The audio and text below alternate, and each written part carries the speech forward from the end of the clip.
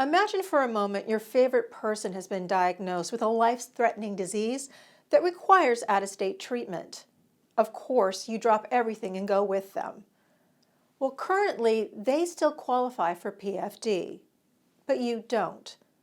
Juneau Representative Talerico has introduced a new bill to fix that. Several situations have arisen where people actually need that particular assistance with a medical condition or an excused absence out there, and they need the assistance and they need the help from someone. It's usually a loved one, and that loved one goes. And I just don't think we're the kind of people to deny that. When a loved one goes to provide assistance, whether it be a parent or a spouse or a child, or they go out there and they're actually there, quite honestly, to save this person's life. Right. Because many of them are very life-threatening, and that's why that special care is needed, and they need that assistance.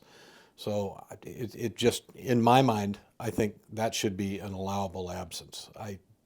And I'm deep in my heart, I always think that if you have a loved one who's with you or someone that cares for you that much, your recovery is actually going to be more successful as well. I don't want to create a hardship on these people. Not that anyone's individual permanent fund may not create a hardship for them, but I just think, I guess the simple way is to say I just think that's the right thing to do. And I think that's who we are in Alaska. It's our responsibility, I think, as a legislature to put that policy in effect so that these people can follow what we have in statute, be statutorily compliant. And it's just one of those things where I think we're doing the right thing. It's our responsibility, I think, as a legislature to put that policy in effect so that these people can follow what we have in statute, be statutorily compliant.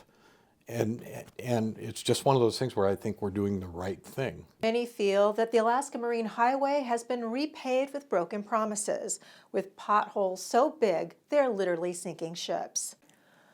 Lawmakers are back in session, and the clock is ticking down for a possible veto override on last session's budget. Some lawmakers feel the $5 million Dunleavy veto to the Alaska Marine Highway system is penny-wise and pound-foolish by shortchanging public safety and reliable transportation efforts. The vetoes left some coastal communities without winter service. Representative Andi Story of Juneau sits on the House Transportation Committee, listening to testimony from non-coastal city mayors about the ferry situation was their first order of business today. 25% of people who start out on the ferries end up in Fairbanks, as an example. The biggest users of the ferry are people in Juneau. The second biggest is people in Anchorage, which was a surprising statistic. But we have a lot of military in our state, and if you are transporting any kind of firearm, you have to go from a U.S. port to another U.S. port, and so you need the ferry to transport many of your household goods, and so it's huge. According to Story, the legislature can act in the first 5 days of session to reinstate the funding for the Alaska Marine Highway system. It takes 45 votes to override the veto.